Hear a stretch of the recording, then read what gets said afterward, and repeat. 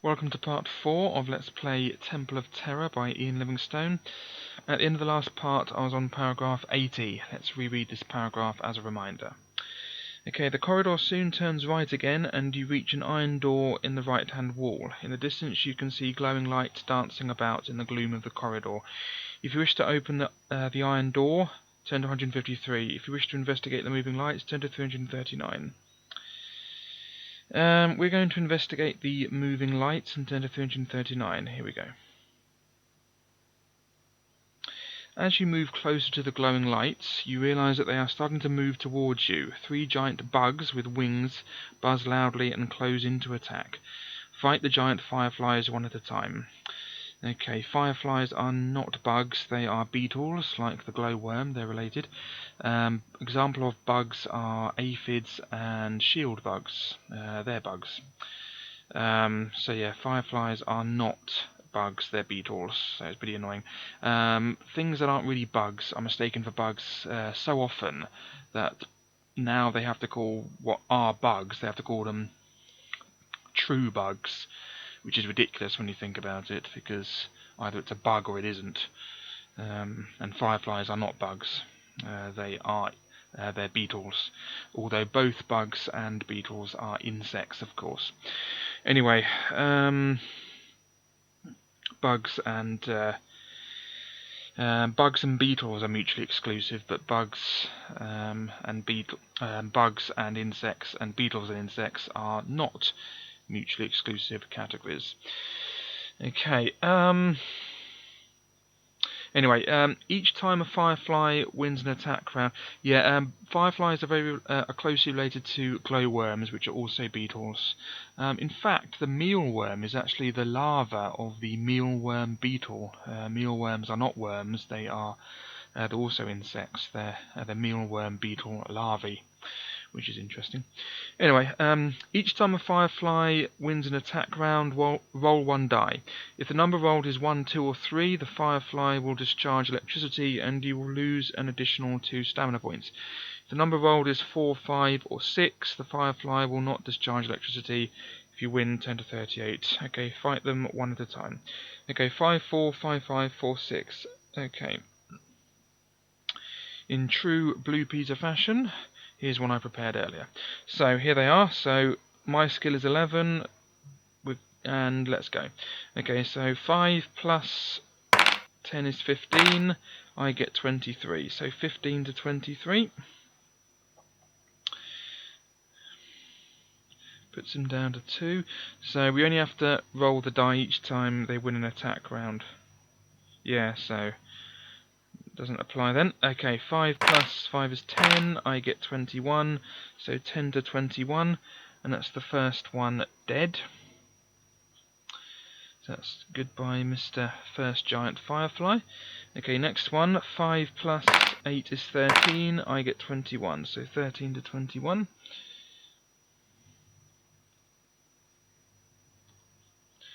Puts him down to 3.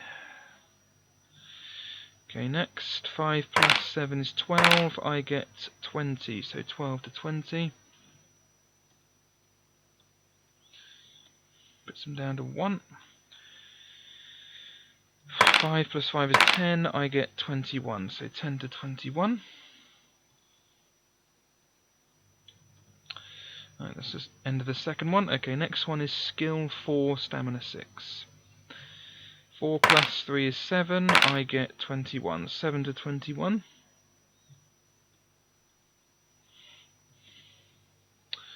Needed to do a bit of training before this battle, didn't they? Those beetles, because they're not bugs, or flies, they're beetles. Okay, 4 plus 10 is 14, I knew that was famous last words, I knew it, famous last words.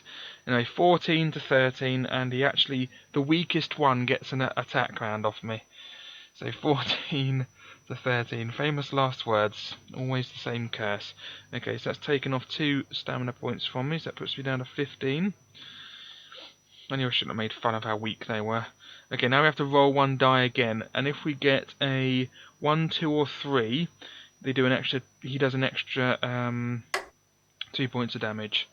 Of course, he gets the extra hit in there, so that's an extra 2 points of damage. Lovely. It's my punishment for making fun of the fireflies there, which aren't flies, which are beetles, and they're not bugs either. Okay, so what are we doing now?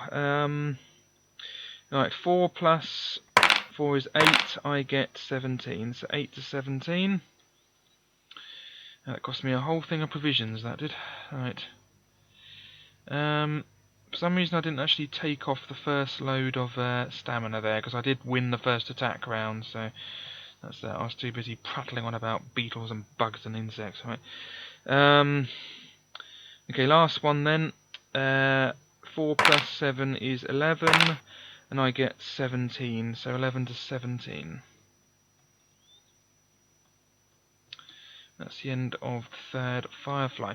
Okay, so yeah, I won the first one 21 to 7. I lost the second one 13 to 14 because I got 2. I rolled a 2, which is 1 out of 36 probability of losing that. After we got 14, of course.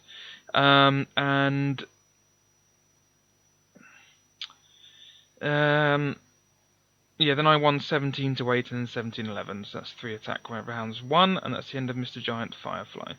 Okay, get rid of the buzzing because it's tremendously obnoxiously irritating, and let's move on. If you win, turn to 38. I did, let's turn to 38, even though I have died in this book already, and I cheated by carrying on, but what are you going to do? You carry on down the corridor, which finally leads into a large chamber lit by torches mounted on high walls. At the top, the walls slope inwards to form a magnificent golden ceiling. A massive bronze idol stands in the middle of the chamber with its warhammer raised.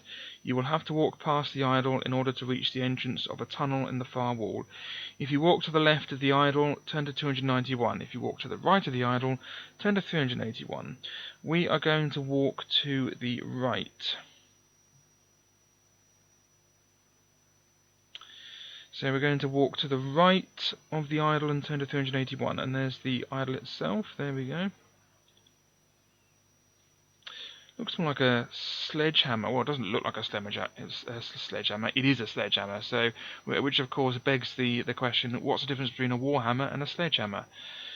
One's used for battle, the other is used for sledges. I don't know. 381.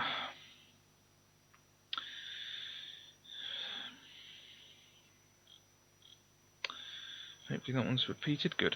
You walk under the raised warhammer of the idol. Right, start again. You walk under the raised warhammer of the idol towards the tunnel entrance. Turn to 74. Okay.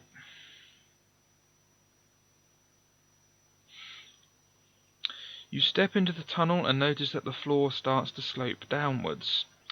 It finally leads down to the edge of a flooded room.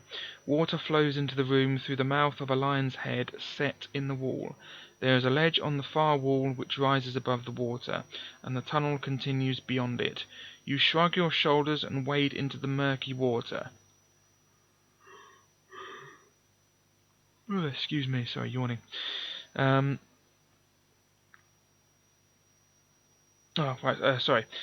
You are waist deep in the flooded room when a long tentacle breaks the surface. The water is stirred up as the monster thrashes around, sensing that food is nearby. Isn't nearby one word? Suddenly, another tentacle wraps itself around your leg and tries to drag you underwater. You draw your sword and begin hacking blindly at your attacker. If you are wearing a bracelet of mermaid scales, turn to 396. If you are not wearing this item, turn to 13. Can't remember, do I have it? Yes, I do. Bracelet of mermaid scales. Okay. So, let's now go to 396 then, because we are.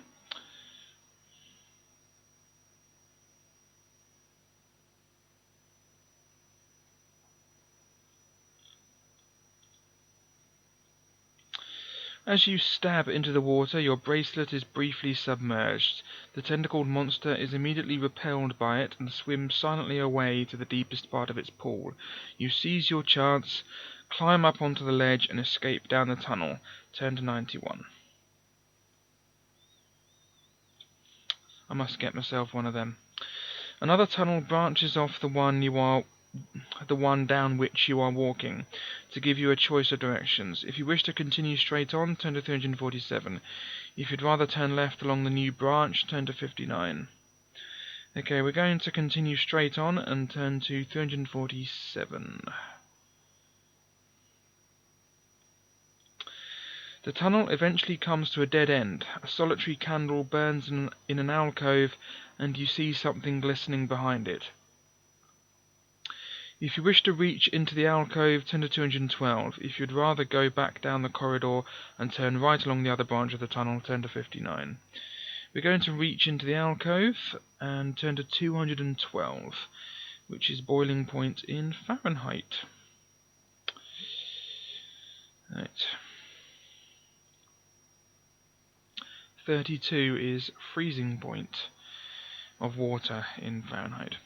Anyway, you find a small silver box inside the alcove which has a dragon motif etched into the lid. Something inside rattles when you shake the box. If you wish to open the box, turn to 29. If you'd rather replace the box in the alcove, walk back down the tunnel and turn right into the other branch, turn to 59. Okay, we're going to open the box, of course, so turn to 29.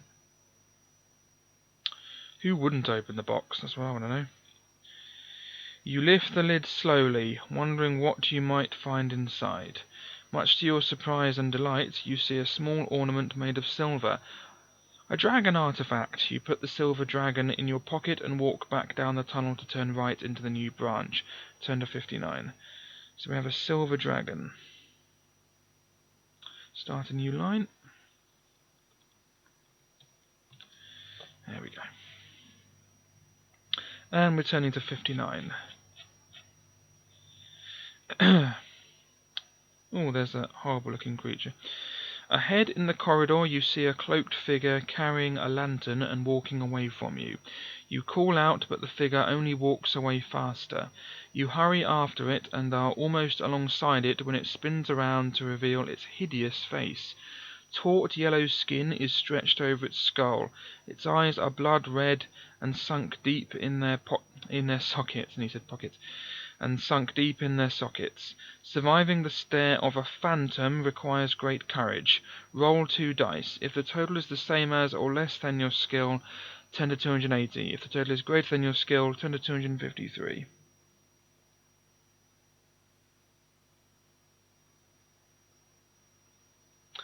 Okay. Skill is still 11, isn't it? Yep, good. Alright, so roll 2 dice. This needs to be less than or equal to 11, so I have 35 out of 36 chance of this being successful. Oh, I was nervous when I saw the 1 there for a brief second. Okay, so we've got a 10, so that means we're successful. Yeah, 280. Let's have a look at this phantom. There we go. That really is quite disconcerting. Looks like he's about to say, "Oi, what you want?" or something like that. Some sort of Cockney sort of accent. I don't know. Talking rubbish. Anyway, 280.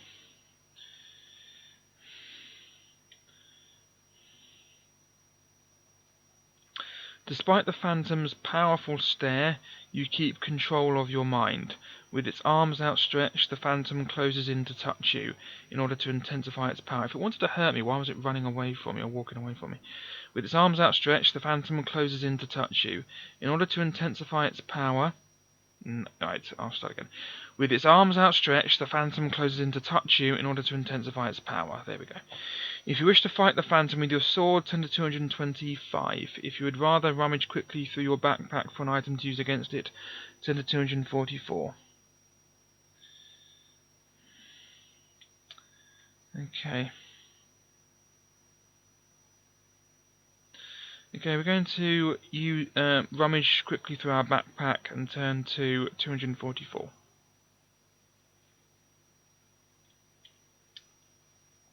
Hoping to find something that might be effective against the phantom, You thrust your hand into your backpack. What will you throw at the phantom? A pearl, turn to 185, a silver button, turn to 350, an ivory beetle charm, turn to 317, none of these, turn to 260. Is that it? Yeah.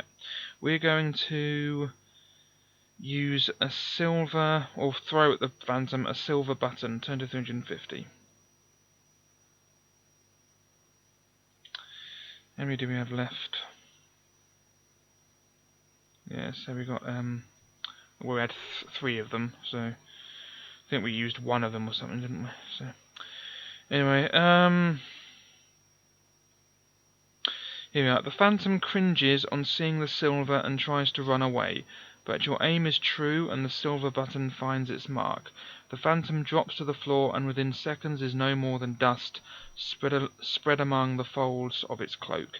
Add 1 luck point. With renewed spirit you set off down the tunnel. Turn to 190. Okay, so we've got some more luck, but we can't get that because I'll say I've used 1 because I can't remember how many I've used, but I'm pretty sure I used another one before this, but I've definitely used 1. Anyway, so I don't need the luck, so let's turn to 190.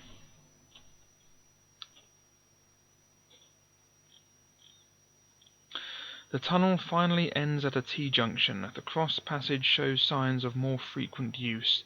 The walls are decorated with murals and tapestries, and there are torches at regular intervals to give plenty of light. If you wish to turn left towards the murals, turn to 161. If you wish to turn right towards the tapestries, turn to 40. Okay, we're going to turn right towards the tapestries and turn to 40. Oh, what's that again? The tapestries are large and colourful, depicting various gods and deities, some of whom are in human form, some in animal form, and a few are part human and part animal. If you wish to pull one of the tapestries from the wall and put it in your backpack, turn to 19. If you would rather walk past them, turn to 263. We're going to walk past them and turn to 263.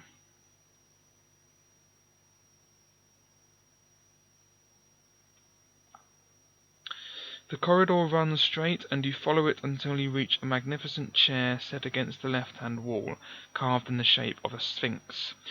If you wish to rest in the chair, turn to 55. If you'd rather press on, turn to 202. We're going to press on and turn to 202.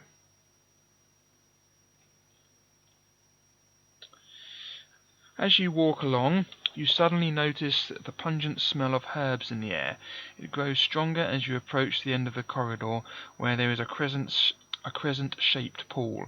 There is a brass plaque attached to the wall with strange symbols etched on it, which read something, something, something.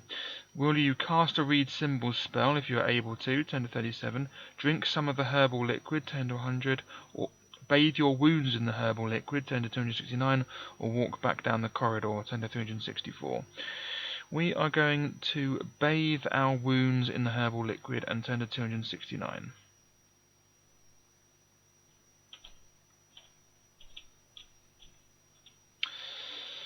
As the liquid washes over your wounds, they heal before your eyes. But although the magical healing properties of the herbal liquid are strong, its recuperative powers are quite weak. Thus your stamina is increased by only 4 points. Nevertheless, you are pleased to be healed and walk back down the corridor feeling confident. Turn to 364. Okay, 4 stamina points, thank you. Puts you back to 17. That's reverses what that third giant firefly did to me. Anyway, 364.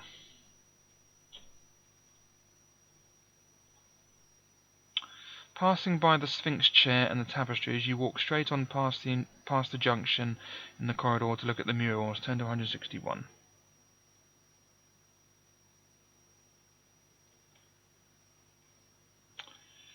Okay.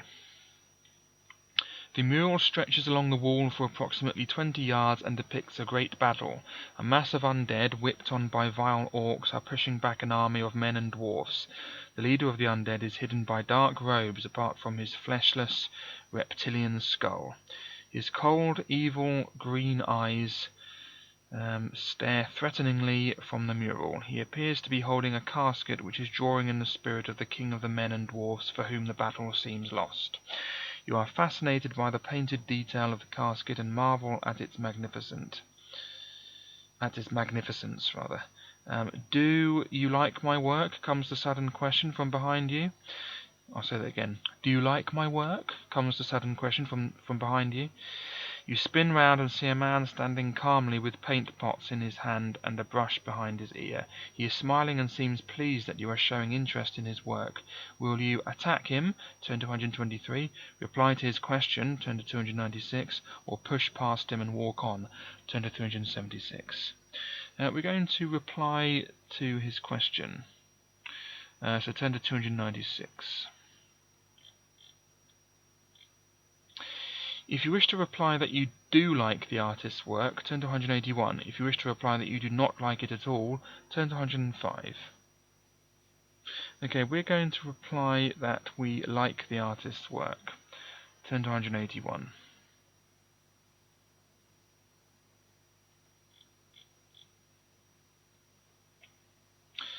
The artist laughs and says, I never expected a compliment in this place of evil.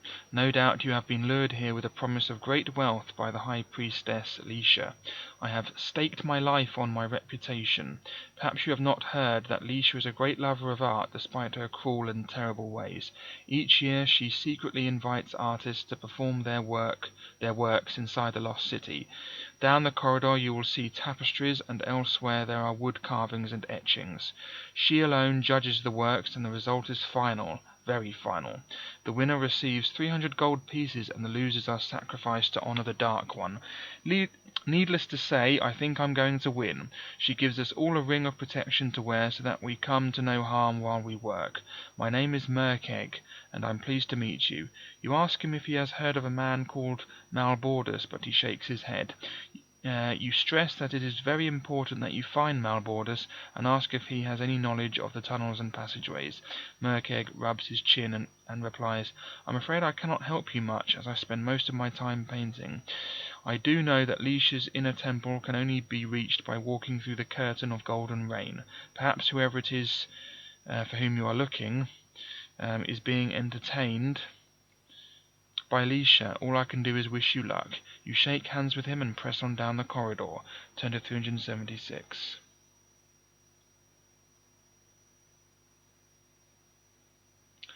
Okay, so we know, I'll just write that down actually, I know that winner of art competition receives 300 gold. Whoops, 300 gold. Okay, that could be handy later. Okay, so turn to 376.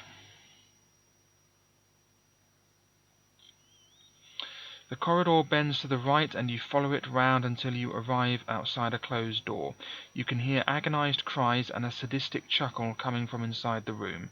If you wish to turn the handle and push the door open, turn to 206. If you would rather ignore the cries and keep on walking, turn to 66. Okay, we're going to ignore the cries and keep on walking and turn to 66.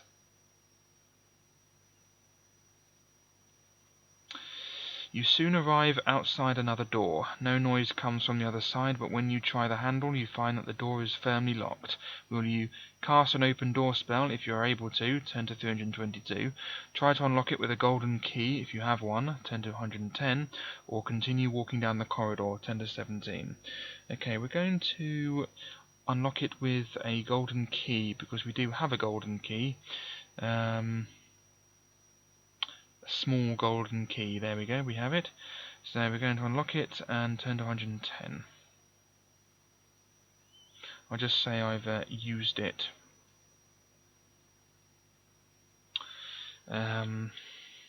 Just say used. There we go. 110, wasn't it? The key fits the lock and it clicks open with one turn. Holding onto the hilt of your sword, you open the door. Turn to 98.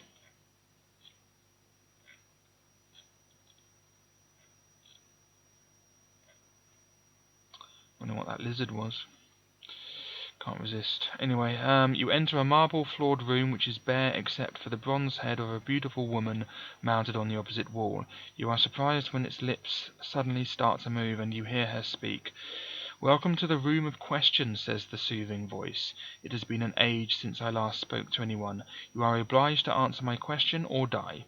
Answer it correctly and you will be rewarded. Answer it incorrectly and you will suffer. Now tell me, how many gold pieces does Leisha give to the winner of the art competition? If you know how many gold pieces make up the prize, turn to that number. If you do not know the answer, turn to 154. Okay, so we do know, because we wrote it down, it's 300. So we're going to turn to 300. "Well done," continues the talking head. "You have answered correctly." Red smoke starts to pour from its mouth and swirl around your face. When it finally drifts away, the bronze head is still and silent. You are left feeling powerful and as though destiny is with you. Add 2 skill points and 2 luck points, which we don't need. With renewed enthusiasm, you walk out of the room and up the corridor. Turn to 17. Yeah, we didn't need that, so that's a bit of a shame. But at least we're not dead, that's the real prize. Anyway, so yeah, we're at maximum luck and at maximum skill, so useless. Anyway, the corridor ends at a doorway which is made of iron. You turn the handle and enter an empty room which has 2 doors leading from it, one to your left and one to your right. If you wish to open the door to your left, turn to 298. If you wish to open the door to your right, turn to 216. And we will find out which one I will choose next video. Okay, so I'll just put that we're on paragraph 17 just in case I forget, but when I open the PDF, Foxit Reader automatically starts on where I left off, which is nice. Anyway,